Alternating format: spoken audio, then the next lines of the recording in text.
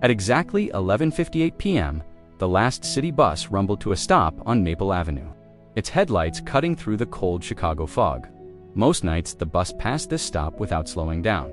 But tonight, someone was standing there still, silent and unsure, like the city had forgotten to erase him.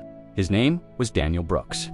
Daniel was 34 years old, recently released from prison after serving 8 years for a mistake he made at 26. A bad decision, a stolen car, wrong friends. One moment of stupidity that cost him nearly a decade of his life. Prison had taken his youth, his confidence, and every relationship he once had. His parents had passed while he was inside. His friends disappeared. Society labeled him with one word: ex-con. That night, Daniel held a plastic bag with everything he owned: 2 shirts, a pair of worn shoes, a notebook, and a bus ticket given to him by a prison chaplain who said, "This will get you closer to somewhere better." Daniel didn't know where better was. He only knew he couldn't go back. The bus doors hissed open. The driver, an older woman with tired eyes, looked at him for a moment longer than necessary. Daniel braced himself. He was used to the looks, the pause, the judgment, the unspoken fear. Its last stop. She said, "You getting on, or just standing there?"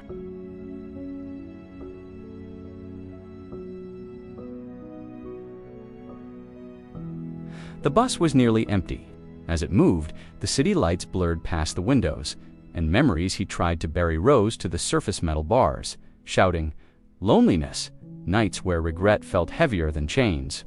At the next stop, a teenage boy stepped on, limping slightly, his hoodie torn, a fresh bruise swelling near his eye.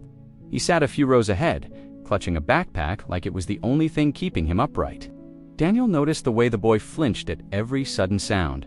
He knew that look. Fear learned too early. 2 stops later, the bus jolted to a halt. 3 men boarded, loud, drunk, smelling of anger and cheap alcohol.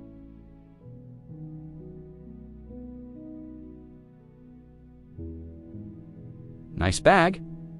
Daniel's chest tightened. The boy stared at the floor, hoping to disappear. The men moved closer. The driver shouted from the front, telling them to behave, but her voice carried no power. People looked away. They always did. Daniel's hands shook. Every instinct screamed at him to stay quiet. One wrong move, one confrontation, and he could lose his freedom again. 8 years of survival had taught him that silence was safer. But another memory surfaced: his younger self, ignored when he needed help most. The version of him that no one protected. Before fear could stop him, Daniel stood up. "Leave the kid alone," he said, his voice steady but low. The men turned. One sneered. "And who are you supposed to be?" Daniel took a step forward. "Someone who won't look away." The moment stretched thin.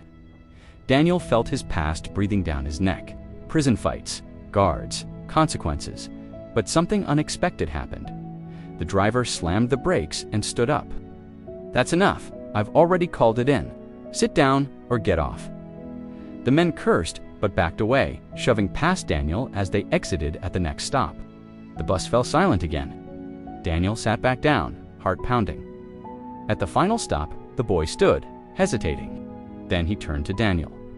"Thanks," he said quietly. They've been following me since school." Daniel nodded. "You okay getting home?" The boy smiled faintly. "Yeah, I think so."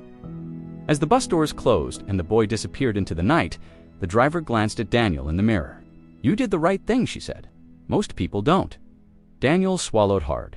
The bus reached its final destination, a shelter on the south side. Daniel stepped off into the cold, unsure of what tomorrow held. Inside the shelter, a volunteer handed him a blanket and asked his name without judgment. Later that night, Daniel opened his notebook and wrote one sentence: "I am not my worst mistake." Weeks passed. Then a second job, he kept his head down, showed up early, spoke little, gave everything. One afternoon, a familiar face walked in, the same teenage boy from the bus. "Mr. Daniel," he said, grinning. "You don't remember me, do you?" Daniel did instantly. Turns out, the boy volunteered there after school.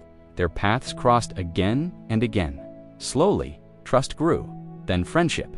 Years later, Daniel would stand at that same bus stop not as a lost man, but as a mentor, a worker, a man rebuilding his life brick by brick.